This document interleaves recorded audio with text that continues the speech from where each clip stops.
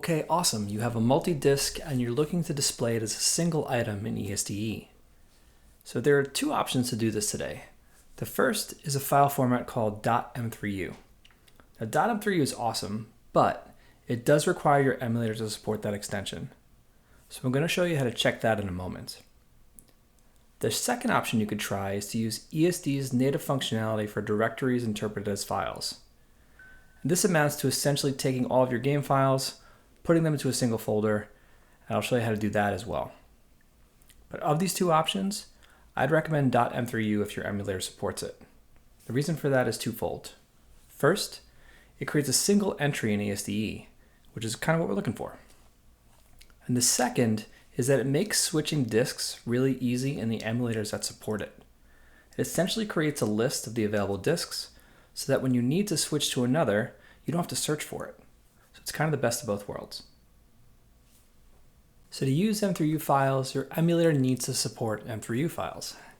So how do you check if your emulator supports that file type? The easiest way I've found is to look at the documentation for the emulator you want to use, and on screen I have two examples. The first is for Beetle PSX from RetroArch, which is a PlayStation emulator, and the second is for Mednafen, which is a multi-system emulator. And as you can see in both of these cases, if you look at the extensions on the left and the file formats on the right, they both support M3U. So the first thing to do is to find the documentation of the emulator you want to use, and then check to see what extensions or file formats that it supports. Also check if they provide information specifically on multi-disk or multi-CD support. Now if you don't have a link to the documentation for the emulator you're using, you could also try searching for the emulator name space.m3u. You'll usually find discussions related to that file format.